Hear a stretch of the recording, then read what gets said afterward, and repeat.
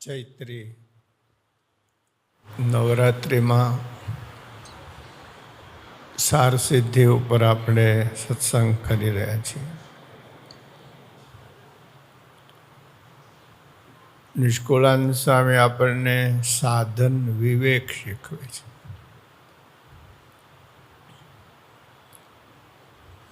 માણસો સાધન બહુ કરે છે, પણ પોતાની જેવી રુચિ અને જેવો અભિપ્રાય એને આધારે કરે છે. મોટાની રુચિ અને મોટાના અભિપ્રાય પ્રમાણે કરતા નથી. મનમાં એનું કરે છે, મનનું ધાર્યું કરે છે.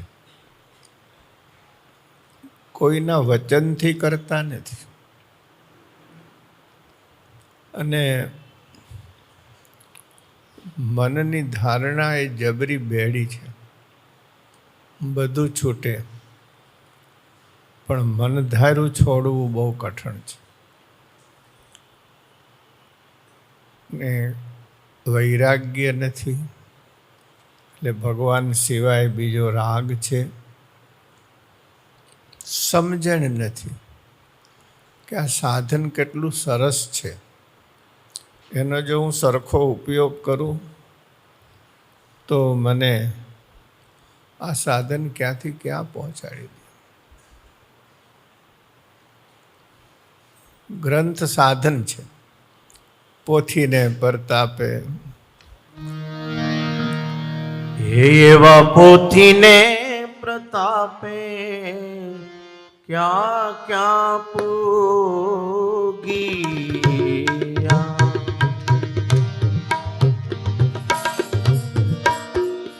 એજ ભગવાન એ આકાશે જઈ ઉડિયા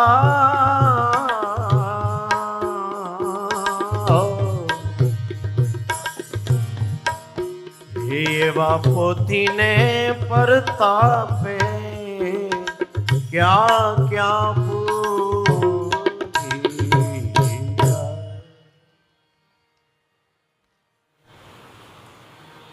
વાંદરાઓ શું સમજ્યા તમે બધા? પોથીમાં સમજ્યા? પોથીમાં પોથી કોને કહેવાય?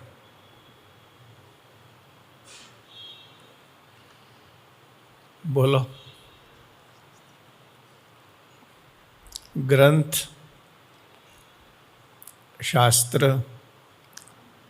કેવડું મોટું સાધન છે, પણ ભિક્ષાનું સાધન થઈ ગયું. ધન કમાવાનું સાધન થઈ ગયું. પરીક્ષિતે એ જ પોથીનું એવું સેવન કર્યું, મોક્ષ થઈ ગયો. ને એ જ પોથી ઘણાએ કે ને તમે કેટલી કથા કરી, જવાબ દેવામાં એવો શરમ આવે, એવી શરમ આવે. પરીક્ષિતને એક કથામાં મોક્ષ થઈ ગયો ને આપણે 1000 થઈ તો હજી થયો નથી. ગ્રંથ તો એ જ છે. અરે વેદ એના એ હોય, ક્યાંના ક્યાં પહોંચાડી દે, પણ સરખો ઉપયોગ નથી થતો. ફરીથી એવા પોથીને પરતાપે ક્યાં ક્યાં પૂગિયા રે હે જી ભગવાન આકાશે હો ભગવાન એ આકાશે જય ઉડિયા. બ્રહ્મ ભગવા આકાશમાં ઉડ્યા એટલે હું ઉડો લ્યો.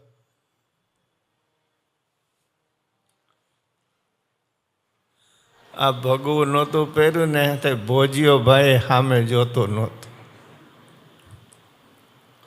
ભગવું પહેર્યું. સ્વામી જય સ્વામિનારાયણ. સ્વામી હા, મારી રસોઈ હો, જમજો.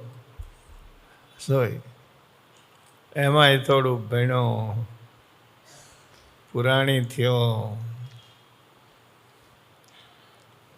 શાસ્ત્રી થયો. જૂના સંતો એમ કહેતા, શાસ્ત્ર ભણ્યો હોય ને વર્તનમાં ન હોય ને તો એમ કે છાસ તરી થયો, એટલે માખણ ડૂબી ગયું અને છાશ ઉપર આવી ગઈ. બોલો, થોડું બોલતા આવડ્યું. પછી જેમ માયામાં બંધાય ને એમ પીઠમાં બંધાય. હા, વ્યાસપીઠ મારા જેવો કોઈ વક્તા નહીં, બંધાઈ ગયો. આકાશમાં ઉડી ન શકું. આકાશ તો મહારાજની મૂર્તિ છે, પોથી અને ત્યાં લઈ જાત. મોટા પુરાણી સામે એક સરસ વાત કરતા. ઉપલેટામાં સુંદરજી શાસ્ત્રી હતા. તો એની પાસે કોઈ આવ્યો બ્રાહ્મણ, ભેળો એનો છોકરો 14-15 વર્ષનો. એ કે અદા હું છે, આ મારા છોકરાને ભાગવત હોહરો કાઢી દ્યો. એટલે એનો આશય એવો હતો કે આને ભાગવત ભણાવો, આને ભાગવત હોહરો કાઢી દ્યો. તો સુંદરજી હતા, અદા હતા રમુજી. એ કે હમણાં કાઢી દઉં. કે લ્યો હમણાં કાઢી દઉં. ત્યાં બે બાજુ પોથી રાખી. એ છોકરા હોહરો નીકળી જા, હોહરો નીકળી જા.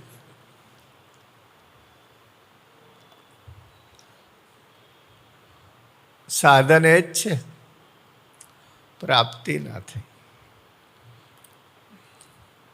ક્યાં લઈ જાય પોથી આપણને? ખાલી પોથીની જ વાત નથી. અહીંયા સ્વામી સાધનો ગણાવી રહ્યા છે. જપ, તપ, તીર્થ, યોગ, યજ્ઞ, વ્રત, નિયમ. મુમુક્ષુ આ બધું કરે છે. અને એ પણ નવાઈની વાત એ છે કે કોઈ દેવને રાજી કરવા નથી કરતા, ભગવાનને રાજી કરવા કરે છે. આ નવાઈની વાત છે. અને છતાં પ્રાપ્તિ નથી થતી. આ આશ્ચર્ય છે. કોઈ કહે જોગ જગન કરતા, કોઈ કહે જોગ જગ્ન કરતા, પ્રસન્ન થશે પરબ્રહ્મ. કોઈ કહે વ્રત નિયમ રાખતા, શ્રી હરિ થશે સુગમ. એવા વ્રતોનું પાલન કરે આપણા ગુરુના ગુરુ પુરાણી સ્વામી ગોપીનાથદાસજી. સત્સંગી જીવનમાં જેટલા કચ્છર ચાંદ્રાયણ વ્રત લેખા છે બધાએ કરેલા, સ્વામીએ કરેલા. પણ વિશુદ્ધ આશય હતો, મહારાજ રાજી થાય બસ. મહારાજ કંઈ જોતું નહોતું. મોટા પુરાણી સામે એક બીજી વાત કરતા. એકાદશીએ ઉપવાસ કરે, પછી મંદિરની પ્રદક્ષિણામાં બેસે. બપોરે હો, સવારે નહીં. હરિભક્તો દર્શને આવ્યા હોય ને, સ્વામી હરે થઈ ગયા અને આપણે ઉપવાસ છે, આપણે ઉપવાસ સમજાય છે. 12 વાગે ઠાકોર પોટાડવા ટાણે આપણે ઉપવાસ. એને ઉપવાસનો મહિમા નથી, પણ લોકો જાણે ને સામે ઉપવાસ કરે છે. આ એનો એ ઉપવાસ છે. પણ ફળની પ્રાપ્તિ ન થઈ, કીર્તિની પ્રાપ્તિ. આપણે ઉપવાસ, આપણે ઉપવાસ.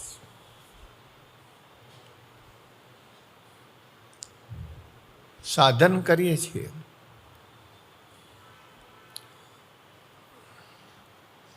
સાધનનું અભિમાન જાગે છે. નો ડાઉટ કેટલીક વસ્તુઓ જીવના પ્રોત્સાહન માટે આવશ્યક અવશ્ય હોય છે કે અમે આટલો જપ કર્યો, અમે આટલો જપ કર્યો, અમે આ તપ કર્યું.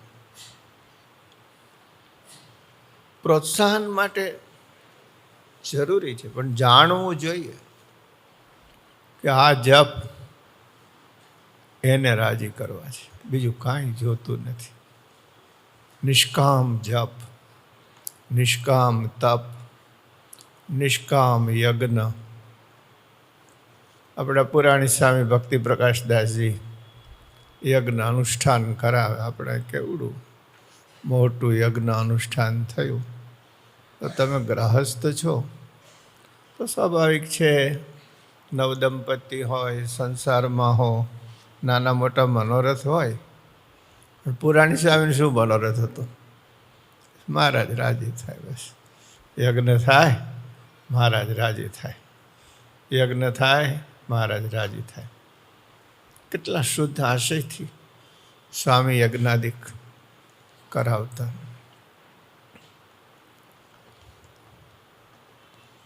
માળા કરીને એનું અભિમાન ના હોવું જોઈએ. મેં આટલી કરી, મેં આટલી કરી, મેં આટલી કરી. અરે આપણે અખંડ ધૂન કેટલી સરસ થાય છે. આ છોકરાઓ તો સતત ધૂન કરે, બોલો, થાકે નહીં. તો નાની ઉંમર છે એટલે એને એટલો તો ભાવ થાય, ખૂબ રાજી થાય. પણ સાથે વિચારે આવવો જોઈએ કે મારા કરતાં અખંડ ભજન હું કરું છું, અખંડ ભજન, કે મારા કરતાં મારો ભગવાન અખંડ ભજન કરે. આપણે તો સાંભળે ત્યારે બોલીએ છીએ. શું બોલીએ છીએ? બોલો, સ્વામિનારાયણ, સ્વામિનારાયણ, સ્વામિનારાયણ, સ્વામિનારાયણ. સાંભળે ત્યારે. અને મારો મહારાજ તો અખંડ, મારો ભગત શું બોલે? બોલો, મારો ભગત, મારો ભગત. એ હા, બીજું આવ્યો ઇન્દરા, બધા પોપટ બધા. બોલો મારો ભગત, બોલો મારો ભગત, મારો ભગત, બોલો બોલો મારો ભગત. હા, 24 કલાક આપણને જરાય રેઢા મેલવા દેતો નથી.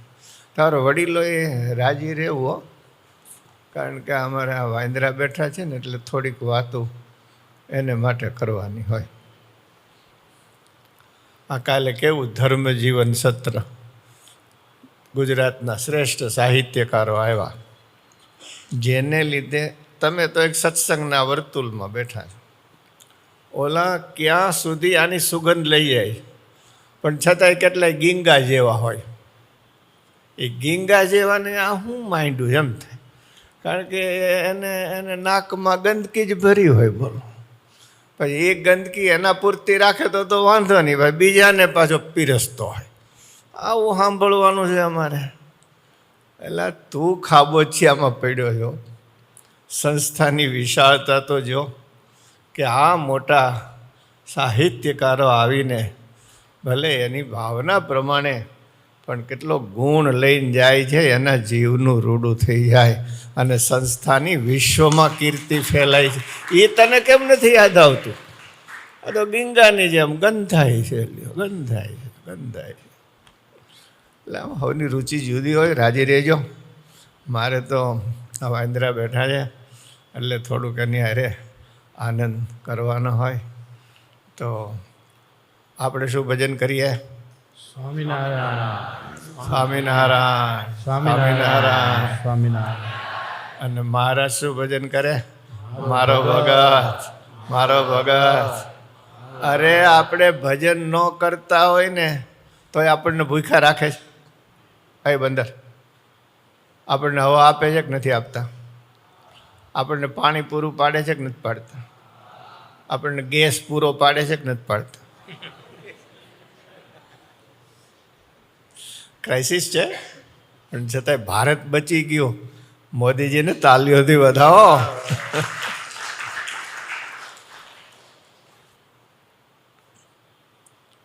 હવા, પાણી, ખોરાક, બસ મારો છોકરો સુખી રહે, મારો છોકરો જીવે. જો કેવું ભજન કરે છે. શું ભજન કરે છે? નહીં, મારો ભગત, મારો ભગત, મારો ભગત, આમ ભજન કરે છે. આ કીડી મકોડી હોય તો એ દર હોય, દર હોલ, એમાં જાય કે ન જાય? ઓલા બિચારા ઓલા હાસ્ય કલાકાર તો વ્યાગી આવે, મહેન્દ્રભાઈ કરીને, બહુ મજાના હતા. એ સરસ એની કેસેટો સાંભળવી ક્યારેક, સાત્વિક હાસ્યની કેસેટો. એ કે ભગવાન કેવું આપણું ધ્યાન રાખે છે. હોલ હોય ત્યાં કીડી જાય, મકોડી જાય, તો આપણે જ્યારે સૂતા હોય, ઘોર ઊંઘમાં હોય, તો આપણા શરીરમાં હોલ છે કે નથી હોતા? બોલો. કાનમાં હોલ છે કે નહીં? નાકમાં હોલ છે કે નહીં?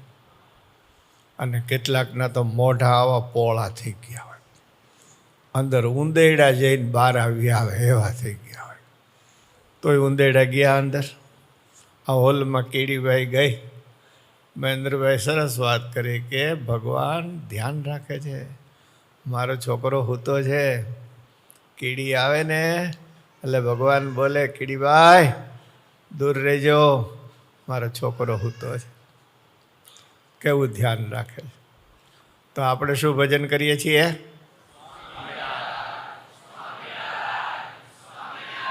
ભગવાન શું ભજન કરે છે?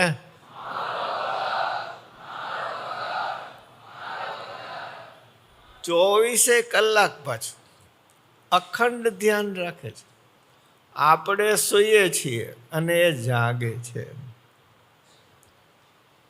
એટલે ક્યારેય અભિમાન ન કરવું, ભજન કરવું, યજ્ઞ કરવા, યોગ સાધવો, વ્રત કરવા, નિયમ કરવા, વિશેષ નિયમો. અભિમાન ન કરવું, મન ધાર્યા ન કરવા. આગળ. કોઈ કહે કરવત લીધે સીધે કમળ પૂજાથી કામ.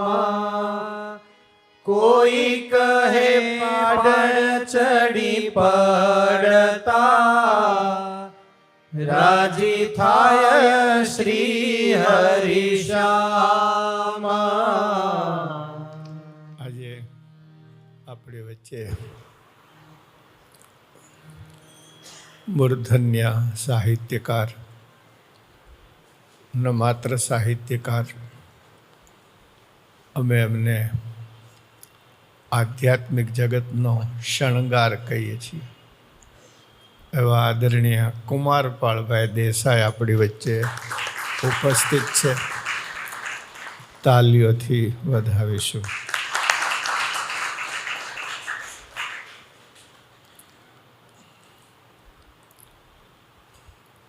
નિષ્કુળાનંદ સ્વામીના ગ્રંથની કથા ચાલે છે. એટલે સ્વામી સાર સિદ્ધિ ગ્રંથમાં લક્ષ્ય સ્થિર કરાવે છે. જે કરવું તે પરમાત્માને પ્રસન્ન કરવા કરવું, મન ધાર્યું ન કરવું. સાધન એનું એ હોય, પણ જો આશય ફરી જાય તો ફળમાં ફરક પડી જાય. એટલે સાધન વિવેક શીખવે. સર્વોચ્ચ શિખર સર કરવું હોય, સાધન એનું એ જ છે. સફળ ઉદ્યોગપતિ ઇન્વેસ્ટમેન્ટ ઓછું કરે અને મેળવે કેટલું, અને કેટલાક તો હોય એ ખોઈ નાખે છે. એને આવડું નહીં ઇન્વેસ્ટ કરતા. ભગવાને કેવો સરસ મનુષ્ય દેહ આપ્યો છે, તો એને એવી રીતે ઇન્વેસ્ટ કરીએ કે મનુષ્ય જીવનનું શ્રેષ્ઠ ફળ આપણને પ્રાપ્ત થઈ જાય. એની એ વિવેકની વાત સ્વામી કરી રહ્યા છે. કોઈ કહે કોઈ કહે કરવત લીધે સીધે કમળ પૂજાથી કામા, કોઈ કહે પાડ ચડી પડતા રાજી થાય શ્રી હરિશ્યામ.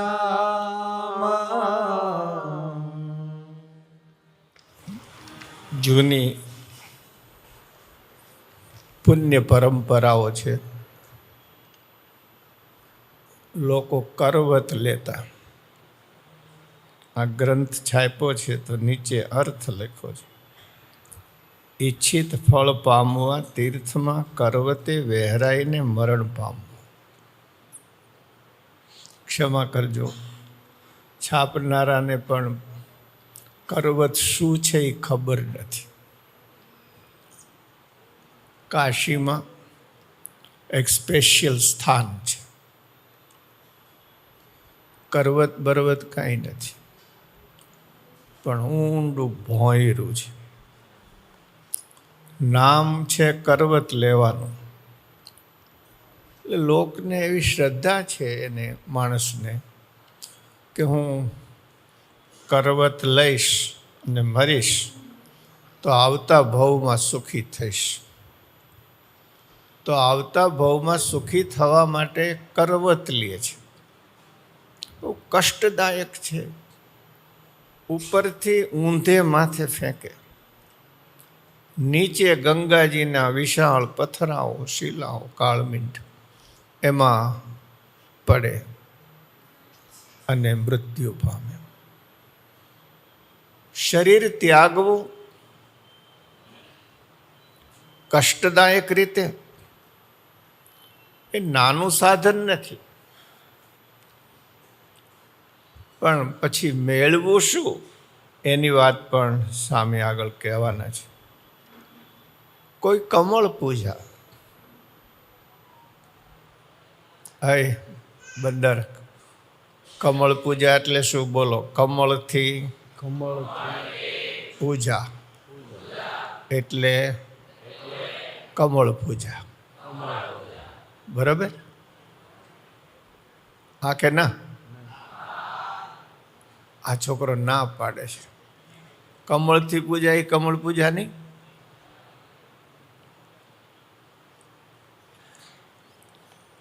આ પણ એક પરંપરાનો શબ્દ છે. આ ભાઈ ગુજરાતી ભાષા સિવાય આ ક્યાંથી આવવાનું હતું? આ નવી પેઢી તો હવે એઆઈમાં એવી ગૂંચવાઈ ગઈ છે, એને શું ખબર પડશે કરવત કેમ લેવી ને કમળ પૂજા કેમ કરવી? એવી કથાઓ છે. જડિયો જંગલમાં વસે, ઘોડાનો દાતાર, જડેશ્વર મહાદેવને મસ્તક ચડાવ્યું અને જામનગરનું રાજ મેળવ્યું. એવી કથા છે. તો કમળ પૂજાનો અર્થ છે મસ્તક. મસ્તક કાપી અને શિવને અર્પણ કરી દેવું, પ્રાણ કુરબાન કરી દેવા. મસ્તકને કમળ કહ્યું છે. આજે આપણા બ્રેઇન સેલ્સ છે, આપણું મગજ છે, એને યોગમાં સહસ્ર દલ કમલ કહેવાય છે. શું કહેવાય છે? સહસ્ર દલ કમલ. શું કહેવાય છે? સહસ્ર દલ કમલ. હજારો પાંખડીઓ છે અને એ પાંખડીઓ જ્ઞાનનો ભંડાર છે. કમળની બે પ્રકારની સ્થિતિ હોય છે. જરા હું આડ વાત કરી રહ્યો છું તમને, મૂળ વાત તો સાધનની છે, પણ તમારા યુવાન કોલેજિયનોને ખ્યાલ આવે એટલે કહી રહ્યો છું. આ સહસ્રદળ કમળ છે. એ જ્યારે ભૌતિક ભોગ સુખને ઈચ્છે ત્યારે એ અધોમુખી હોય, અધ્યાત્મ સુખને ઈચ્છે ત્યારે એ ઉર્ધ્વમુખી હોય. સંસારીઓના કમળ અધોમુખી છે. સંન્યાસીઓ માત્ર વસ્ત્ર પરિવર્તન કરનારા નહીં, અધ્યાત્મના પંથને વરેલા મહાપુરુષો એના કમળો ઉર્ધ્વ હોય. સૂર્યોદય થાય એટલે કમળ ઉપર પાંખડીઓ ખીલી હોય. સૂર્યાસ્ત થાય ત્યારે કમળ, સૂર્યોદય થવું એટલે જ્ઞાન થવું, સૂર્યાસ્ત થવું એટલે અજ્ઞાનના ઘેરા અંધારા અંતરની ધરતીમાં ઉતરવા, એ સૂર્યાસ્ત છે. તમને ખબર છે, આપણે આ કપાળમાં તિલક કરીએ છીએ, એનું નામ છે ઉર્ધ્વ પુંડ્ર તિલક. શું નામ છે? ઉર્ધ્વ પુંડ્ર તિલક. નામ કઠણ છે, અર્થ સરળ છે કે જેની પાંખડી ઉપર ખીલે. પુંડ્ર એટલે પાંખડી, ઉર્ધ્વ ખીલેલું કમળ. કમળનું પણ નામ પુંડ્રક છે. તો એ માન્યતા હતી. હવે મૂળ કથા ઉપર આવું કે આ મસ્તક વધેરી અને શિવજીને અર્પણ કરવામાં આવે તો બીજા જન્મે રાજ મળે. માણસો કરી દેતા, ધર્મને નામે કયો, શ્રદ્ધા ગણો, અંધશ્રદ્ધા ગણો, જે ગણો તે, મસ્તક કાપીને ચડાવી દેતા. રાવણની કથા આપ બધા જાણો છો કે એમણે પોતાના બધા મસ્તકો શિવને અર્પણ કર્યા હતા. કુમારપાળભાઈ બેઠા છે એટલે બીજું તો શું કહું. એનો અર્થ એ છે કે એ શિવ ભક્ત હતા, એની ચેતના શિવને વરેલી હતી, એટલે એના પ્રત્યેક વિચારમાં શિવ રમતા હતા. એટલે એણે પોતાના બધા મસ્તક શિવને અર્પણ કર્યા હતા. ખેર, તો કોઈ એમ કહે છે કે કરવત લેવાથી ભગવાન રાજી થશે, કોઈ એમ કહેશે કે કમળ પૂજા, મસ્તક કાપીને ચડાવી દેવાથી ભગવાન રાજી થશે. બોલો. કોઈ કહે કરવત લીધે સીધે કમળ પૂજાથી કામ. સીધે એટલે સિદ્ધ થવું, કમળ પૂજાથી કામ સિદ્ધ થાય. હા. કોઈ કહે પાડ ચડી પડતા રાજી થાય શ્રી હરિ શ્યામ. આ પણ એક ધાર્મિક અંધશ્રદ્ધાની પરંપરા રહી છે. પહાડ ઉપર ચડીને પડવું. આપણા ગિરનારમાં ભૈરવ જપનો ડુંગરો છે, ભૈરવ જપ ખાધો કહેવાય. ઉપરથી પડે, એકદમ કરાળ ડુંગર છે, ઉપરથી પડે, ભૈરવ જપ ખાધો કહેવાય.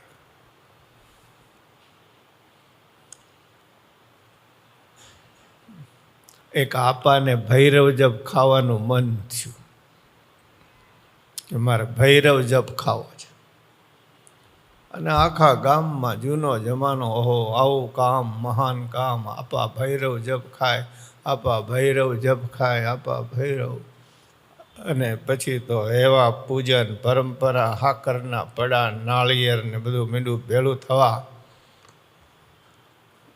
રૂપિયાવાળા રૂપિયા મૂકે, જેને જે સામગ્રી દેવી તે આપા ભૈરવ જપ તો ખાતા ખાતા પહેલાં રાતી રાણી જેવા થઈ ગયા. અને માન પૂજા સન્માન. પછી દિવસ આવ્યો, સુરાતન ચડાવનારા, ઢોલ વગાડનારા, શરણાઈઓ વગાડનારા બધા ભેળા હોય. એવા જોરથી ઢોલ વગાડે, પુરાતન ચડે અને આપો ભૈરવ જપ ખાય. તે આખું ટોળું, બુંગિયા ઢોલવાળું, શરણાઈવાળું, વાજિંત્રવાળું, જાજ પખવાજવાળું, સગા વાલાન બધા ભેળા આવ્યા ભૈરવ જપને શીખરે. તે આપો આમ જોવે ને આમ થઈ જાય. એટલું ઊંડું પડવું કેમ? ઓલો મહિના પૂજા થઈ ને મહિનો એ બધો કેફ ઉતરી ગયો, પરસેવો વળી ગયો. વળી આમ જોવે અને આમ થઈ જાય. પડવું કેમ? હારે જનારામાં કેટલાક બહુ ડાયા હતા. એ સમજી ગયા કે આની દાનત ફરી છે. હવે 1 મહિનો સુધી આપણા માલ મલિદા ખાધા અને હવે દાનત ફરી હાલે કેમ? એટલે ઢોલવાળાને ઈશારો કર્યો. ઢોલ વગાડતો હોય ને કે આમ ધક્કો મારી દે. એટલે ઓલો આપો આમ થવા ગયો, ઓલા વાહેથી ધક્કો માર્યો. તે આપાએ ઢોલીનો હાથ પકડ્યો, ઢોલીએ શરણાઈવાળાને પકડ્યો, શરણાઈવાળાએ જાજ પખવાજવાળાને પકડ્યો અને આખું ટોળું નીચે. એટલે એમ કહેવાય કે ઢોલે વાગતું ગયું. શું નિષ્કુળાનંદ સ્વામીની એકદમ તળપદી શૈલીની રચના છે. બોલો. કોઈ કહે કરવત લીધે સીધે કમળ પૂજાથી કામ. કોઈ કહે પાડ ચડી પડતા રાજી થાય શ્રી હરિશ્યામ. તમે જુઓ, આ સાધન નાના નથી. જીવ દઈ દેવો આ કોઈ નાની વાત નથી. એટલે સુધીની તૈયારીઓ છે. પણ પછી આગળ સ્વામી સમજાવે છે, ફળમાં ફરક પડી જાય છે. મને એક વાત યાદ આવી ગઈ. રાજકોટમાં ભાનુભાઈ હોની હતા, સ્વામીના અંતેવાસી શિષ્ય. સ્વામીની પાસે બેસનારા 3 પ્રમુખ ગ્રહસ્થ શિષ્ય હતા ગુરુદેવની પાસે. એક પરમ સ્વામિનારાયણ ભાનુભાઈ, એમની ભગવાન સ્વામિનારાયણમાં નિષ્ઠા. એક જોશી બાપા હતા, એ પરમ શિવ ભક્ત હતા. અને એક ગોવિંદ બાપા. ગોવિંદ બાપા એટલે ડબલ બાલ સ્વામી. અલમસ્ત શરીર, મારા જેવા તો કહેવાય નહીં. બેઠા હોય તો મહંત એ લાગે. એ પરમ રામ ભક્ત. આમ સત્સંગ ચાલતો. તમે એમના દરબારની હારમની તો જુઓ. ક્યારે સ્વામી એમ ન કીધું તું સ્વામિનારાયણની કંઠી બાંધ ગોવિંદ. હા, એક સમજદારી હતી. અને વર્ષો સુધી ભાનુભાઈ સૌરાષ્ટ્રના બેસ્ટ ઝવેરી કહેવાય. એ વાત કહેતા. જૂના જમાનામાં સતી થવાનો રિવાજ હતો. હવે એ સતી થવાના રિવાજ વિશે ઘણી બધી મીમાંસાઓ, એમાં મારે પડવું નથી. ભગવાન સ્વામિનારાયણે દીકરીઓને દૂધ પીતી બંધ કરાવી અને સતી થવાનો રિવાજ બંધ કરાવ્યો. રાજા રામમોહન રાય તો ઉત્તરવર્તી કાળમાં થયેલા છે. તો સામાન્ય રીતે ક્ષત્રિયો તો શૂરવીર હોય, એટલે એમને સત ચડે પછી પાછા ન પડે. પણ ભાનુભાઈ કે સ્વામી, અમારી હોનીની નાઈટમાં હોનીની બાઈને સત ચડ્યું. એના પતિ ગુજરી ગયા, તો કે મારે સતી થવું છે. અને આખું ગામ સતીમાં સતીમાં સતીમાં આદર પૂજન સત્કાર માંડ્યા થવા. અને એ બધો વિધિ પૂરો થયો. કપાળમાં કંકુના થાપા, હાથમાં ત્રિશૂળ ને લાલ સાડી પહેરેલી, સતીમાં આગળ ને વાહે આખું ગામ સતીમાં જય જય સતીમાં જય જય સતીમાં કરતા. તે ગામની બહાર આવ્યા. ગામની બહાર મસાણ, એમાં ચિતા ખડકેલી તૈયાર. એટલે સતીએ પડખેવાળાના કાનમાં પૂછ્યું કે આ શું છે? તો કે બસ તમારા માટે તૈયારી છે, કે આમાં તમને હળગાવવાના છે. તો આમાં હળગી જવાનું? તો હા, એમાં હળગવાનું. ઓલી બાઈ કે ઊભા રહ્યો ઊભા રહ્યો ઊભા રહ્યો, હવે મારું સત ઉતરી ગયું છે, કે હવે મારે સતી નથી થવું. ઓલા નાતી લાગે ન થવું હોય તો હવે પરાયણે બાળી આખા ગામમાં ધજાગરો કરાયો. હવે તમે ન સતી થાવ તો આબરૂ જાય. તો ઓલી હોનીની બાઈ કે આબરૂ શેની જાય? આપણી હાથ પેઢીઓમાં કોઈ દરવાજા સુધી આવ્યું છે? હું અહીં તો પહોંચી, સત ઉતરી ગયું.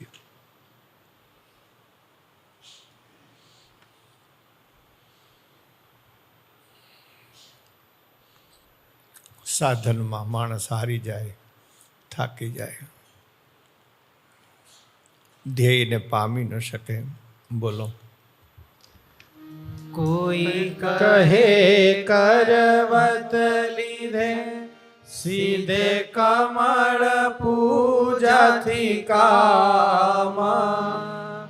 કોઈ કહે પાડ ચડી પડતા, રાજી થાય શ્રી હરિશ્યામ. કોઈ કહે હિમાળે હાડ ગાળે, બાળે દાવા નળે દેહ, તો જરૂર રાજી થશે જીવન. એ વાતમાં નથી સંદેહ. એક સમય હતો માણસો હેમાળે હાડ ગાળી નાખતા, થોડી ઠંડી સહન નથી થતી અને બરફમાં શરીરને ઓગાળી નાખતા. દાવાનળ લાગે, વાનપ્રસ્થ જીવન. જૂના જમાનામાં એમની ઝૂંપડીમાં બેઠા હોય, ઊભા ન થાય, દાવાનળમાં દેહને સળગાવી નાખે. મનમાં એમ છે કે શ્રીહરિને પ્રસન્ન કરશું. પછી નીકળી. કોઈ કહે ધન ત્રિયા ત્યાગે, ત્યાગે ઘર કરે વનવાસ. કોઈ કહે વેશ કેશ વધારે, કોઈ કહે ફરે ઉદાસ. ધન સ્ત્રીનો ત્યાગ કરે સાધુઓ. સરળ નથી. જૂના સંતો કહેતા કે ઘરનો ઉંબરો તો 3 ઇંચનો જ હોય. હવે તો ઉંબરો હોય 3 ઇંચનો, પણ જો છોડવાનો થાય ને તો 3 જોજન ઊંચો થઈ જાય છે. છૂટે. ધન સ્ત્રી એનો ત્યાગ કરે છે, વનવાસ સ્વીકારે છે. કોઈને એમ માને છે કે કેશ વધારો, તો કેશ વધારે છે, મુંડન જ કરાવતા નથી. કેવી મોટી મોટી જટાઓ, પછી સાચી જટાઈ હોય ને ખોટી હોય, પણ જટાઓ વધારી હોય. કોઈ ઉદાસીન થઈને ફરે છે. ઉદાસીન પરંપરા બહુ અદ્ભુત પરંપરા રહી છે. એ પરંપરાને આશરીને ફરે છે. કોઈ દિગંબર રહે છે, કોઈ અલુણે અન્ન, મીઠા વગરનું અનાજ જમીને દિવસો પસાર કરે છે. કોઈ ફળથી, કોઈ દળ એટલે પાંદડાથી, કોઈ પાણી પીને, કોઈ ફળ દળ જળ પણ નહીં, પવન પીને રહે છે અને ભગવાનને રાજી કરવા મથે છે. કોઈ એમ માને છે કે મૌન રહીએ, કોઈ એમ માને છે કે અણવાળ એટલે ઉઘાડે પગે ફરીએ, કોઈ કહે છે અમે પંચ અગ્નિ તાપીએ. બહુ કઠણ તપ છે, અમે જોયેલું છે, કરેલું તો નથી, દૂરથી પગે લાગ્યો છું, કરવાનું આપણું કામ નથી.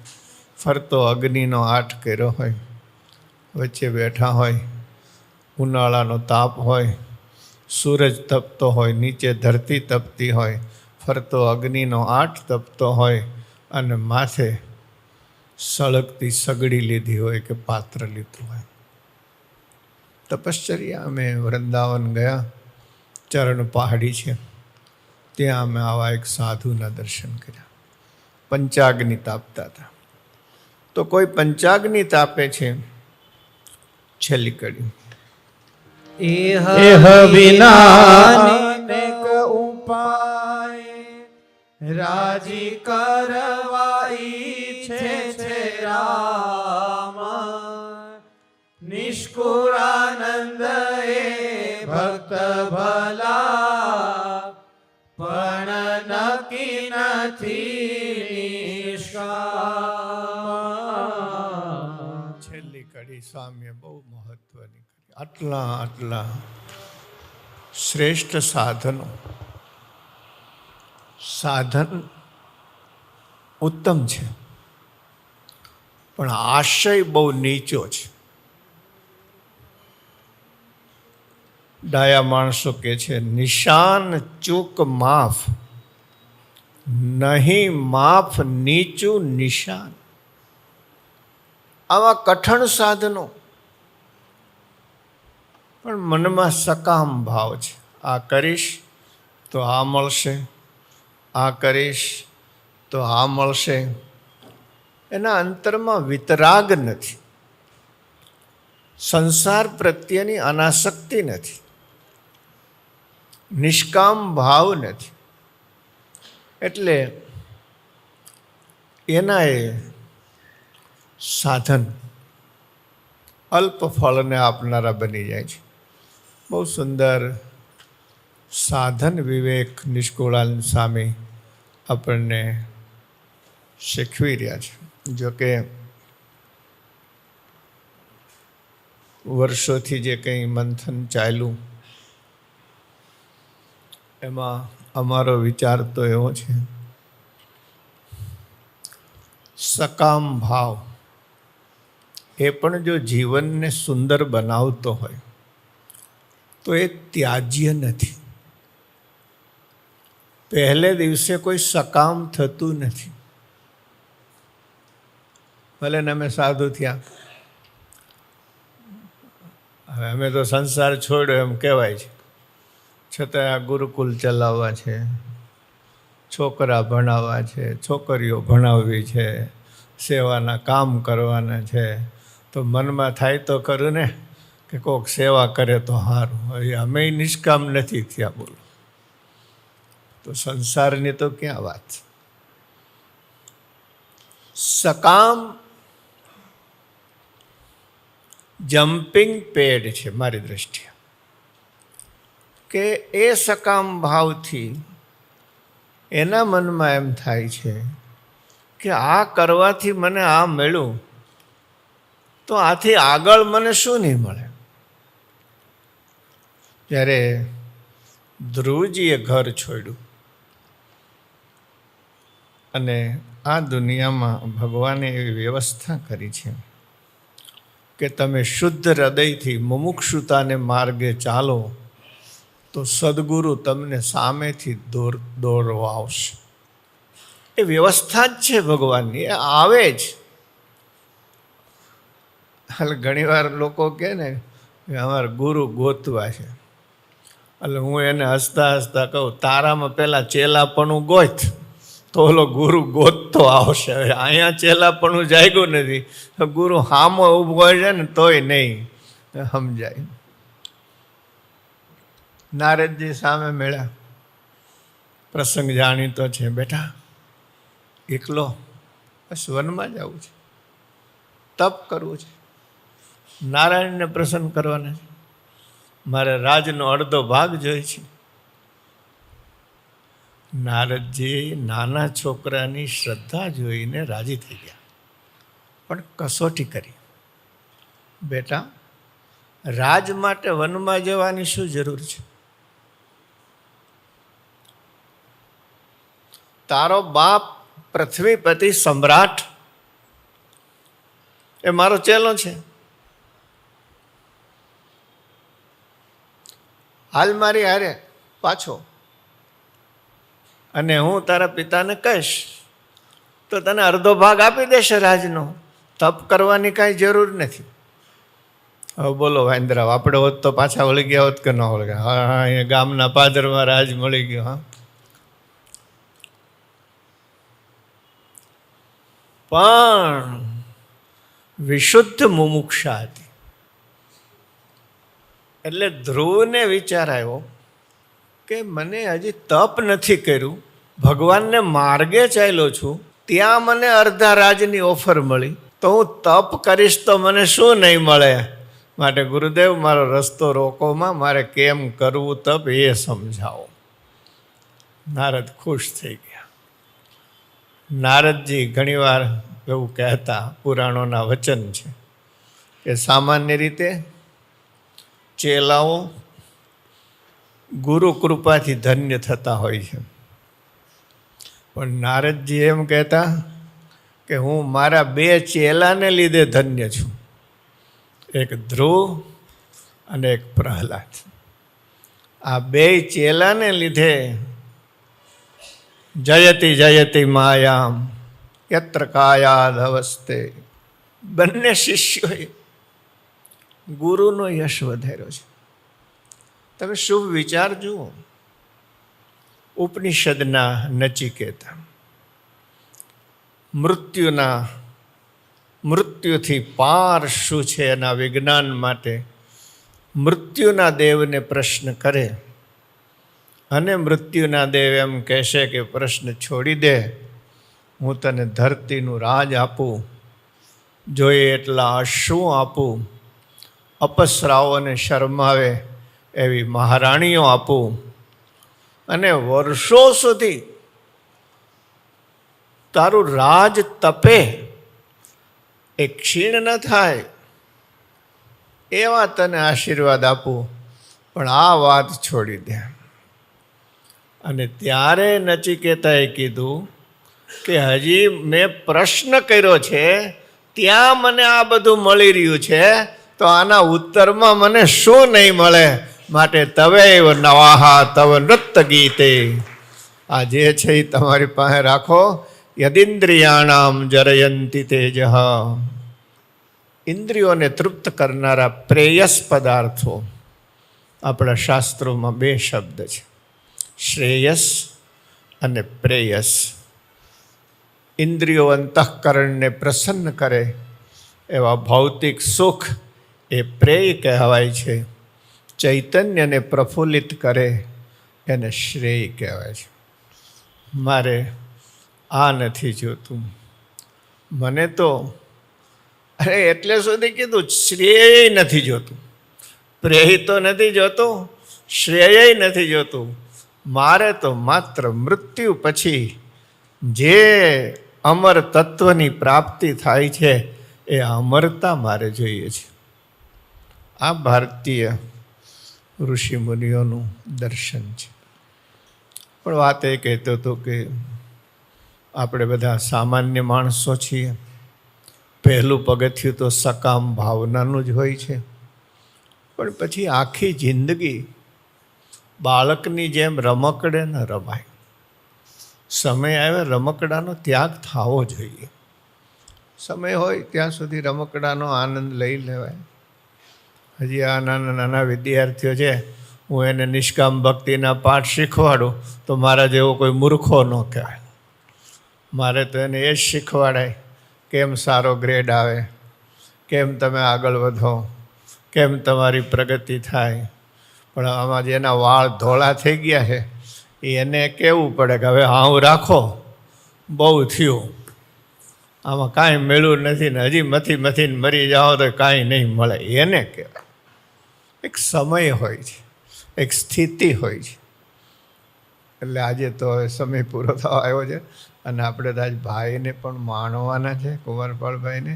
પણ કાલે સકામ ભાવનાનું, સાત્વિક સકામ ભાવના કેવી હોય એ પદ સાંભળવું છે. મારી અવિચળ ચૂકને રાખજો, જે જસુબાઈએ મહારાજ પાસે માગ્યું છે. અદ્ભુત એક ગૃહિણી પોતાના ઘરને કેવું જોવા માગે છે. આ ભૂમિકા છે. આ ભૂમિકા ઉપરથી નિષ્કામના અનંત ગગનમાં છલાંગ લગાવવાની છે. આટલી વાત સાથે ચૈત્રી નવરાત્રિના દિવસોમાં મારું વાણીરૂપી પુષ્પ પરમ તત્વના ચરણમાં અર્પણ કરું છું. આજે અમને બહુ આનંદ છે કે આજે મારી વાતને એઓને સમજાય છે, કહું છું, અતિશયોક્તિ નથી. ભારત વર્ષના સાહિત્યકારોમાં જે શણગાર કહી શકાય એવા કુમારપાળભાઈ આપણી વચ્ચે ઉપસ્થિત છે,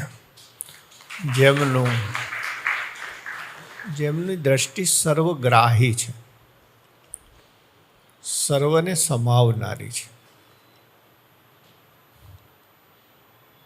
જૈન ધર્મના મૂળ સિદ્ધાંતો જેમણે આકંઠ પીધા છે અને વિશ્વ ધર્મના સિદ્ધાંતોને જેમણે પોતાના જીવનનો શણગાર બનાવ્યા છે.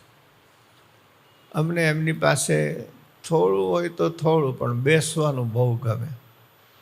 અને એક તો હું હંમેશા કહેતો આવ્યો છું, હું સાધુ થયો ને એમાં નાનપણમાં કેટલાક વાંચનનું કામ વાંચન ઉપયોગી થઈ ગયું.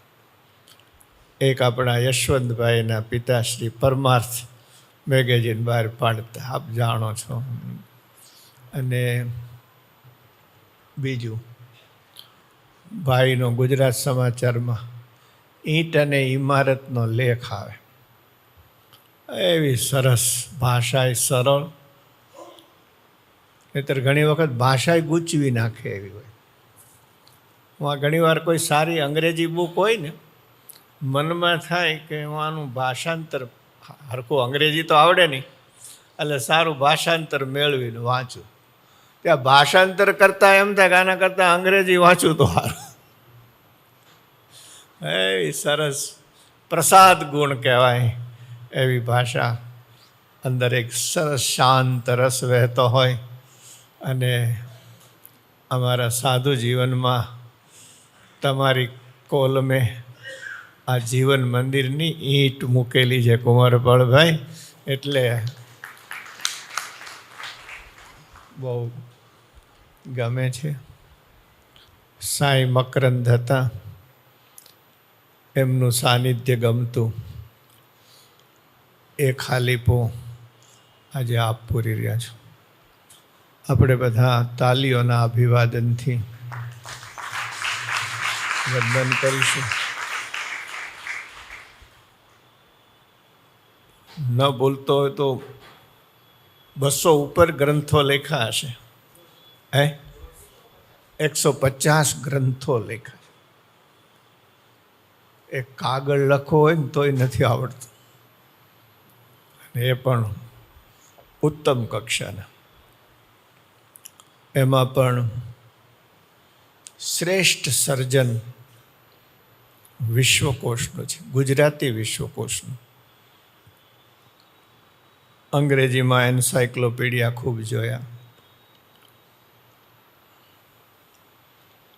પણ આપણી માતૃભાષામાં આવો વિશાળકાય વિશ્વકોશ, વિશ્વકોશ ટ્રસ્ટના સ્થાપક ધીરુભાઈ અને પૂજ્ય બહેન, નામ તો હું ભૂલી જાઉં, એમને પણ હું વંદન કરું છું. ખાસ કરીને હમણાં આપે અમને 3 ભાગમાં નારી કોશ મોકલ્યો, મોટા મોટા વોલ્યુમ. ભારત વર્ષની નારીઓ, એનું જે ગૌરવ નારી કોશમાં આલેખિત થયું છે, અદ્ભુત છે. એ માટે પણ અભિનંદન આપું છું. આપે આખી જિંદગી સત્વશીલ સાહિત્યના સર્જનમાં સમર્પી દીધી છે. બાલ વિશ્વકોશ, એક વિદ્યાર્થીઓએ રેફરન્સ તરીકે બાલ વિશ્વકોશ, વિજ્ઞાન કોશ. આ વિશ્વકોશ નાનો નથી, એના અલગ અલગ ભાગો પણ દરિયા જેવા છે. આટલું ઉત્તમ સર્જન કરનાર આદરણીય ભાઈ શ્રી આપણી વચ્ચે ઉપસ્થિત છે. આપણે તાલીઓથી વધાવીશું અને આપની અનુકૂળતા પ્રમાણે મોટું ફંક્શન હોય ને ત્યારે તમારો લાભ લઈ શકાતો નથી, એટલે આજે તમારી અનુકૂળતા પ્રમાણે પધારો અને સમયની કોઈ પાબંદી નથી. આપ બધાને પ્રેરક ઉદ્બોધન કરો. અસ્તુ. ધન્યવાદ. જય સ્વામિનારાયણ, જય સિયારામ, જય શ્રી કૃષ્ણ, જય ભારત. જગત આખું ઘૂમ્યો, ઘણું ફર્યો, ઘણા દેશોમાં ગયો, ઘણા ધર્મોનો અભ્યાસ કર્યો, ઘણા સંતોને મળ્યો, વેટિકનમાં નામદાર પોપને મળ્યો, સિનાગોગમાં યહૂદી નેતાને મળ્યો, જૈન સમાજના અગ્રણીઓને મળ્યો, સાધુ સંતોને મળ્યો. પણ મારે બહુ નિખાલસપણે કબૂલ કરવું જોઈએ કે પૂજ્ય માધવ પ્રિયદાસ સ્વામીજીને મળ્યો અને હું ઓળઘોળ થઈ ગયો છું.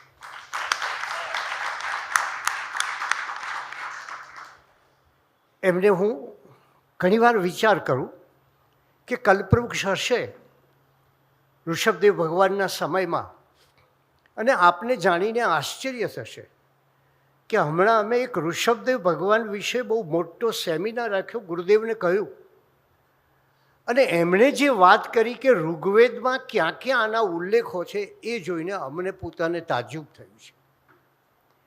મારે એટલું કહેવું છે, પૂજ્ય બાલકૃષ્ણ સ્વામીજી છે, અન્ય સ્વામીજીઓ અને અન્ય સ્વજનો, કે કલ્પવૃક્ષ પાસે આપણે જઈએ તો માગીએ કે અમને જરા આ આપ, અમને જરા ફળ જોઈએ છે, અમને જરા ભોજન જોઈએ છે, અમને જરા અન્ન જોઈએ છે, અમને જરાક વસ્ત્ર જોઈએ છે, જરાક આપ. પણ મારી પાસે એક એવું કલ્પવૃક્ષ છે કે જે ન ફળ આપે, ન વસ્ત્ર આપે, ન ઈચ્છા તમારી પૂર્ણ કરે, કંઈ જ નહીં. એ કલ્પવૃક્ષનું નામ છે કલ્યાણનું કલ્પવૃક્ષ, એટલે કે પૂજ્ય માધવ પ્રિયદાસજી સ્વામી.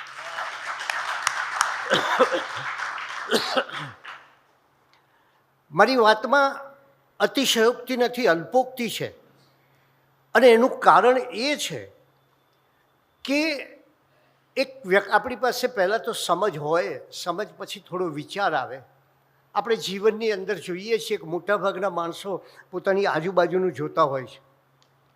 બહુ થોડાક માણસો સહેજ ઊંચે જોતા હોય છે, એનાથી થોડાક માણસો સહેજ વધારે ઊંચે જોતા હોય છે, એનાથી થોડાક માણસો ઉપર જે વાદળું ફરતું હોય ને એને જોતા હોય છે. પણ કોઈક વ્યક્તિ આખું આકાશ જુએ છે, અને એવી આકાશ જોનારી દ્રષ્ટિનો મને સાક્ષાત અનુભવ પૂજ્ય સ્વામીજીમાં થયો છે. એનું કારણ શું? એનું મૂળ કારણ એ કે જ્ઞાન, જ્ઞાન પછી પ્રજ્ઞા અને પ્રજ્ઞા પછી ચિંતન, આ ત્રણેયનો વિશે વિચાર કરું જ્યારે તમે જુઓ કે જે એમની પાસેથી મળે છે એ કદાચ ક્યાંય નહીં મળે. મને પૂજ્ય યજ્ઞવલ્લભ સ્વામીજી એમ કહેલું કે શિક્ષણ અને ધર્મની વાત કરવી, કારણ કે ગુરુદેવ કંઈક હમણાં એના વિશે થોડી વાત કરવાના છું. મારો મત એવો છે કે આ દેશમાં ધર્મ અને શિક્ષણ જુદા છે જ નહીં. આ તો આપણને પશ્ચિમની વિચારધારાએ પેલું knowledge and education, religion and education કરી આપ્યા. બાકી આપણા જે પૂર્વજો હતા એ વેદો ભણતા, તમે વિચાર કરો, અને વેદોમાંથી જીવન મેળવતા. એ જ શિક્ષણ એમનું, અને એ જ એમનું જીવન. આવી એક સરસ પરંપરા આપણી કે જ્યાં જ્ઞાનને આપણે શિક્ષણને જીવન સાથે જોડી દીધું. અને શિક્ષણને જીવન સાથે જોડ્યું ત્યારે જેમ પાવકાના સરસ્વતી ઋગ્વેદમાં કહ્યું કે ભાઈ સરસ્વતી છે એ જ્ઞાનની શક્તિ છે. એ શું કરે છે? પાવકા આપણને બધાને પવિત્ર કરે છે. તમે કલ્પના કરો કે આ જે ભૂમિ પર જે જ્ઞાન આવ્યું એ ધર્મના માર્ગે આવ્યું છે. ધર્મો રક્ષતી રક્ષિતા આપણે જે બધી જાણીએ છીએ કે ધર્મ જેનું રક્ષણ કરે છે એનું ધર્મ રક્ષણ કરે છે. મારે આપને એ કહેવું છે કે એમની પાસેથી એમના પુસ્તકોનો વ્યાપ જોવું, અને એમની ગુરુભક્તિ જોવું. આહા! આપ પૂજ્ય ધર્મજીવનદાસજી સ્વામી, મારી ભૂલ થતી હોય તો આપ સુધારી શકો છો, પણ જે આટલો ગ્રંથ લખ્યો, ગુરુ પ્રત્યેની અપાર ભક્તિ, આ ક્યાં જોવા મળે તમને? એ તમને અહીં જોવા મળે છે. અને માટે જ હું કહું છું કે આપ બધા ખૂબ ખૂબ ભાગ્યશાળી છો. એનું કારણ એ છે કે ગુરુની વાત કરતાં કરતાં પાછી થોડી પ્રવાસની પણ વાત આવે. અને પ્રચંડ કાર્ય જે કર્યું, જે કાર્ય માટે હું માનું છું કે આજે નહીં, 20 વર્ષ, 25 વર્ષ, 30 વર્ષ પછી સમાજ એમ કહેશે કે આ ગુરુકુળ સંસ્થાએ જે એક નવું આયામ આપ્યો છે. હું એને નવો નથી કહેતો. મારી દૃષ્ટિએ આ જે આખી ગુરુકુળ શિક્ષણ પદ્ધતિ છે એ નવી છે જ નહીં. મારી દૃષ્ટિએ આ કેટલીક વસ્તુઓ પ્રાચીન હોય છે. આપણે કંઈક પ્રાચીન સમયમાં આવું ચાલતું. કેટલીક વસ્તુઓ અર્વાચીન હોય છે, પણ કેટલીક વસ્તુઓ શાશ્વત હોય છે. અને આ ગુરુકુળનું આપણું શિક્ષણ એ એક શાશ્વત છે, કારણ કે એને વર્ષોથી માણસ જાતને, આ ભારતની સંસ્કૃતિનો આધાર કોઈ હોય તો એ ગુરુકુળનું શિક્ષણ છે. અને આપણા ગ્રંથો તમે જુઓ કે પૂજ્યશ્રી અને આપણી સંસ્થાએ જે શિક્ષણનું કામ કર્યું છે, હું સ્તબ્ધ થઈ ગયો છું ખરેખર કહું. અને મારે હું હૃદયની વાણી કહું છું કે કેટલી વ્યક્તિઓનું શિક્ષણ છે. જૂનાગઢમાં કોઈક અંતરિયાળ વિસ્તારમાં રહેતી બહેન, જેને કદાચ જીવનમાં ક્યારેય બીજી ત્રીજી કે નાનકડી શાળામાં ભણવા મળ્યું હોત, એનું આખું જીવન ઉજળું થઈ ગયું. વિચાર કરો તમે, આ જ્ઞાનને કારણે, આ શિક્ષણને કારણે આ જે કામ થયું છે શિક્ષણનું. હું એમ માનું છું કે દીવો તો એક નાનકડી જગાને અજવાળે છે, પણ આપણે સૌ જાણીએ છીએ કે શિક્ષણ તો આખા કુટુંબને નહીં, સમાજને નહીં, રાષ્ટ્રને અને જગતને અજવાળી શકે છે. અને એવું શિક્ષણ આપણને પ્રાપ્ત થયું છે. એક મોટી વાત, આપણે આપણા મૂળથી દૂર ચાલ્યા ગયા હતા અને એક એવી સંસ્કૃતિ ઊભી કરી કે જે મૂળની ચિંતા ન કરે, પાંદડાને પાણી પાયા કરે. અને ત્યારે આપણે એ મૂળની વાત કરી. આપણી ભાવનાઓ, આપણા વેદના સૂત્રો, આપણા ઉપનિષદો, કે જેમાં ધર્મ છે જ નહીં, એ જીવન ઘડતર પણ છે, ધર્મ પણ છે, અધ્યાત્મ પણ છે. અને એ જે વસ્તુ સૌને પ્રાપ્ત થઈ, એ પ્રાચીન પદ્ધતિ 3 વસ્તુઓ આપી આપણને. એક આપી ગુરુ, બીજું જ્ઞાન, અને ત્રીજી ગૌ સેવા. આ સઘળું જે પ્રાપ્ત થયું છે, ત્યારે મારે આપને એ કહેવું છે કે આપ સૌ પૂજ્યશ્રીનો જેટલો લાભ લેવાય એટલો લેજો. એમના એક શબ્દો, એમની એક વાણી આજે જ આપ જાણ્યું છે. સહસ્ર કમળની વાત આપણે હમણાં જ સાંભળી. આપ કદાચ કોઈને બહાર પૂછશો, કોઈ મોટા વિદ્વાનને, તો પણ એને ખબર નહીં હોય. આમ કાશીમાં કરવત મૂકવી એમ કહેતા, એટલે લોકો કહેતા કરવત એટલે પેલી કરવત વહેરવાની આવે ને માથું મૂકવાનું. સાહેબ કેટલો સરસ આપણને પાયાની વાત કરી. અને ત્યારે આજે મને આનંદ એ છે કે રામનવમીનો દિવસ છે. અને મેં આપને કહ્યું ને, આ દેશમાં ધર્મ, શિક્ષણ, ગ્રંથો બધું એક જ છે, કોઈ કમ્પાર્ટમેન્ટ નથી. એ ધર્મ જ તમને જીવનનું શિક્ષણ આપે છે ને જીવનના શિક્ષણમાંથી ધર્મનું પ્રાગટ્ય થાય છે. ક્યાં કોઈ જુદાઈ છે, ક્યાં કોઈ જુદી વાત છે? તમે કલ્પના કરો કે આજે રામનવમી આપણે સ્મરણ કરીએ ભગવાન રામનું, અને એ વિચાર કરીએ કે એક સમયે આખો વસુંધરાનો વૈભવ રામના ચરણોમાં આવીને પડવાનો હતો. રાત્રે આપ જાણો છો, આખી વસુંધરાનો વૈભવ એમને પ્રાપ્ત થવાનો હતો, અયોધ્યાનું સિંહાસન મળવાનું હતું. અને બીજી બાજુ એક વનવાસમાં જવાની આજ્ઞા મળી. અને પછી અયોધ્યાવાસીઓ જ્યારે ગયા એમની પાછળ વનવાસમાં, અને ત્યારે રામે શું કહ્યું? રામે કયો ભાવ અનુભવ્યો? ગઈકાલે અયોધ્યાનું સિંહાસન મળવાની વાત અને એને બદલે વનવાસમાં જવાની વાત, રામના ચહેરા ઉપરની એક રેખા પણ બદલાઈ નહોતી.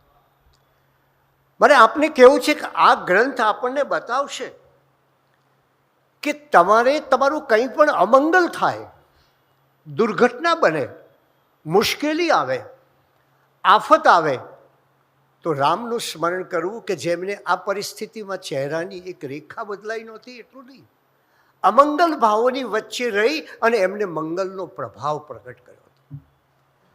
આ જે વાત છે રામ પાસેથી મળે. હવે તમે આજના સમયમાં, આને હું આજની ભાષામાં કહું, મારા યુવાન મિત્રો, તો પોઝિટિવ થિંકિંગ છે કે જીવનને વિધાયક દ્રષ્ટિથી જુઓ. જીવનમાં આઘાત આવે, મુશ્કેલી આવે, હતાશા આવે, નિષ્ફળતા આવે, પરેશાની આવે, પણ એને તમે જરાક દૂરથી જુઓ, કંઈ વાંધો નહીં, આ પણ આવે અને બીજું પણ આવશે. તો રામાયણ પાસેથી મારે આપણે આ કહેવું છે કે આપણા ગ્રંથોમાં કેટલી ગહન જ્ઞાન પડેલું છે. અરે સમદ્રષ્ટિની વાત કરો, આખા રામાયણમાં જુઓ, ક્યારેક કૈકેયી પ્રત્યેનું રામનું વર્તન જુઓ સાહેબ. કૈકેયીને પરિણામે આપણે સૌ જાણીએ છીએ કે એમને વનવાસ મળ્યો, પણ રામના ચહેરા પર ક્યાંય સ્વલ્પ માત્ર, સહેજ પણ, એક રેખા નહીં, અડધી રેખા પણ કોઈ રોષ નથી, કોઈ દુઃખ નથી, કોઈ અણગમો નથી. અને વનમાં જતી વખતે પણ માતાને પ્રણામ કરીને જાય છે અને કહે છે, માતાને કહે છે કે તમે બહુ સારું કર્યું, મને આ તક આપી. તમે જો આપણી તો કોઈ તક ઝૂંટવી લે એટલે આપણે તો શું થઈ જઈએ જાણીએ છીએ આપણે બધા. ત્યારે કહે છે, બહુ સરસ તક આપી તમે તો મને. અરે ક્યાં રાજ્યનો ભાર, ક્યાં બધી તકલીફો, રોજ સવારે ઉજાગરાઓ બધા રાતના, આ બધામાંથી મને ઉગારી દીધો અને આપના મોટા પુત્રને આપે ગાદી આપી અને રાજ્યનો સઘળો ભાર આપના પુત્રને મૂક્યો. એટલે લાગે છે, જુઓ તમે આ દ્રષ્ટિ, આ ભારતીય દ્રષ્ટિ છે, આ ગ્રંથોએ આપેલી આપણને. એટલે લાગે છે મને કે તમે, હું વનમાં જઉં છું ને મારી કાળજી લેવાનું કહ્યું અને ભરતને આ ગાદી સોંપી, એટલે મને લાગે છે કે ભરત કરતાં મારા પ્રત્યે તમારો જરા વિશેષ પ્રેમ છે, ખરું ને? આ છે રામ, આ છે સમદ્રષ્ટિ. અને જાણીએ છીએ કે 14 વર્ષનો વનવાસ, આપ સૌ ઘટનાઓ જાણો છો, વિશેષ નહીં કહું, પણ એ વનવાસ પછી પાછા આવ્યા પછી પણ શું?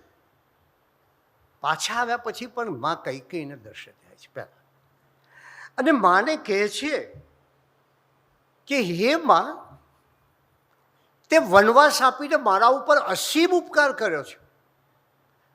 જો આ પરિસ્થિતિ આવી ન હોત તો મને ભરતનો ભાઈ પ્રત્યેનો પ્રેમ ક્યાંથી જોવા મળે? જોકે ભરત વિશે મારું એક દર્શન જુદું છે. હું એમ માનું છું કે રામ અને ભરત એ આખો ભાઈ તો ખરા છે, પણ એમાં કવિ વાલ્મીકીએ એક અદ્ભુત તત્વ મૂક્યું છે અને એ છે ઈશ્વર અને ભક્તનું. આપ અહીંયા શૈયા ઉપર રામ સૂતા હતા એટલે કેટલી ભક્તિથી ભરત વાત કરે છે. એટલે ઈશ્વર અને ભક્તનો સાક્ષાત જો દર્શન કરવું હોય ને તમારે તો ભરતની એક ક્રિયાઓમાં દર્શન કરજો. અને ત્યારે કહે છે કે જો તમે ન હોત તો મને હનુમાન ક્યાંથી મળ્યા હોત. મને કેવી રીતે ખ્યાલ આવે છે આ બધી વસ્તુઓનો. લક્ષ્મણ મારા જેવો મારા લક્ષ્મણનો હું મોટો ભાઈ છું ને કેટલો પ્રેમ મળ્યો મને. એટલે તમે તો મારા ઉપર અસીમ ઉપકાર કરે છે. મારે આપને એ કહેવું છે કે આપણી પાસે જે સંસ્કૃતિ છે એ ધર્મો તો જૈન ધર્મ છે, શિવ ધર્મ છે, બધા ધર્મો બરાબર. એનો અલ્ટિમેટ ગોલ તો એક જ છે. આ બધા લોકો એક જ વાત કરે છે. એક ડાગ હેમરશીલ્ડ નામના યુનોના મહામંત્રી થયા. એ આખી દુનિયામાં યુદ્ધ અટકાવવા માટે ફરતા. ક્યારેક ઇજિપ્ત જાય, ક્યારેક ઇઝરાયલ જાય, ક્યારેક પેરિસ જાય. ને એને માટે એમ કહેવાતું કે સવારમાં પેરિસમાં ચા પીએ, સાંજનું વાળું છે, સાંજનું ભોજન છે એ પોતે ઇંગ્લેન્ડમાં લેતા હોય અને બીજે દિવસે પાછા અમેરિકામાં ભોજન કરતા હોય. એટલો માણસ આખી દુનિયા ફરે અને એને જગતની શાંતિ માટે, આજે જેની બહુ જરૂર છે આપ સૌ જાણો છો, વધારે નહીં કહું, પણ એને જગતની શાંતિ માટે પુષ્કળ કામ કર્યું. એણે પોતાની બાયોગ્રાફી, પોતાની એક આત્મકથા લખી અને એ આત્મકથા લખ્યા પછી એમાં અહીંયા ગયો, અહીંયા શાંતિ સ્થાપી, અહીંયા આ કામ કર્યું, આ રાજનેતાને મળ્યો, આને સાથે વાત કરી અને એને છેલ્લું વાક્ય લખ્યું. અને એ આત્મકથાના અંતે એક છેલ્લું વાક્ય લખ્યું કે the longest journey is the journey within. દુનિયાની સૌથી મોટી યાત્રા હોય તો એ અંતર યાત્રા છે, એ ભીતરની યાત્રા છે, એ પોતાના આત્મા તરફ જવાની યાત્રા. મને આપને કહેવું છે કે અમારા ગ્રંથોએ તો વર્ષોથી આ વાત કરી છે કે તમારા પોતાના સ્વરૂપને જાણો. એની વાત કેટલા વખતે કરી છે. મનુષ્યને દેવોનું નિવાસસ્થાન છે મનુષ્યનું હૃદય. અને ત્યારે આજે આપણે એ વિચાર કરીએ કે આપણા ગ્રંથોમાં જે જ્ઞાન છે અને જ્ઞાનની પાછળ પ્રજ્ઞા છે, પ્રજ્ઞાની પાછળ જીવન છે. આ પ્રત્યેક ઘટનાઓ આપણને એક જીવનનો અહેસાસ આપે, જીવનની દ્રષ્ટિ આપે છે. અને એ દ્રષ્ટિ પામવા માટે જો આપણે આપણા સંસ્કારોથી દૂર ચાલ્યા જઈશું તો હું એમ માનું છું કે આપણા જીવનમાં ક્યાંય સુખ નહીં આવે. ભૌતિક સમૃદ્ધિ આવશે, સગવડો આવશે, પણ તમને આમ લોકો ફિલ્મ જોતા હોય ને આનંદ કરતા હોય કે આ બધી ઘટનાઓ જુઓ તમે, પણ અંદરનો જે આનંદ છે, જે દુનિયાનો સૌથી મોટામાં મોટો આનંદ છે, એ છે ભીતરની પ્રસન્નતા. સાહેબે હમણાં કહ્યું ને પૂજ્યશ્રીએ કે કેવો આનંદ, કે યોગી આનંદગન નામના યોગી એમ કહ્યું અબ હમ અમર ભયે ન મરેંગે. તમે વિચાર કરો આ પરિસ્થિતિ કેવી અધ્યાત્મની ઊંચાઈ હશે એની પાસે, કે હવે હું અમર બની ગયો છું, મૃત્યુ નહીં પામું. ગાંધીજીએ વાંચ્યું આ કાવ્ય. ગાંધીજી કે કોઈ માણસ એવું કે હું અમર બની ગયો છું, બરાબર નથી. ચિંતન કરતાં ગાંધીજીને ખ્યાલ આવ્યો કે આની કંઈક એવી અવસ્થા છે, એ આધ્યાત્મિક અવસ્થા છે અને માટે એને એમ ગાયું છે કે અબ હમ અમર ભયે ન મરેંગે. એમણે આશ્રમ ભજનાવલીમાં આ ગીત મૂક્યું. તો આ જે આપણને પ્રાપ્ત થઈ છે એ સંસ્કૃતિ છે આપણી. અને ભારત દેશ આજ સુધી ટક્યો છે એની સંસ્કૃતિ ઉપર. મારે ત્યાં એક બહુ ઇંગ્લેન્ડના બહુ મોટા નેતા હતા, એન્યુરિન બીવન આવેલા. એ બીવને જોયું કે મારે ત્યાં દીકરાઓને અમે સાચવીએ છીએ. એટલે મને એમને પૂછ્યું કે આટલું બધું તમે કામ કરો છો, આ દાદા શું, દાદા કઈ વસ્તુ છે? એટલે મેં એમને કહ્યું કે સાહેબ અમારે ત્યાં તો દાદા એ સૌથી મોટી યુનિવર્સિટી છે. એ દાદા પાસેથી જે મળે, હવે તમે જુઓ કે આપણે આજની પરિસ્થિતિ કેવી ઊભી કરી છે એ વિચાર કરીએ. એમને કહ્યું કે ભારતની સૌથી મોટી ખૂબી કુટુંબ.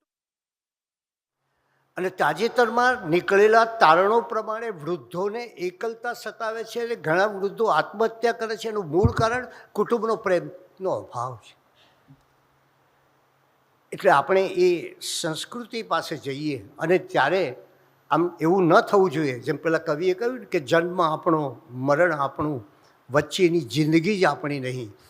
આવી પરિસ્થિતિમાંથી બહાર નીકળવું હોય તો આ ચરણોમાં આવવું, એમના જ્ઞાનનો લાભ પ્રાપ્ત કરવો અને માનવ કલ્યાણ. મને પૂજ્યશ્રીની જે માનવ કલ્યાણની ભાવના છે ને, કે કોઈ સંતે આવી હોસ્પિટલ બનાવી હોય, શિક્ષણનું આટલું કામ કર્યું હોય, આટલા સર્જકો સાથે જેને ઘરોબો હોય, આ સંત એક વિરલ સંત છે. અને આપ સૌ અને આપણે સૌ આવા વિરલ સંતને પામીને ધન્ય બન્યા છીએ. નમસ્કાર.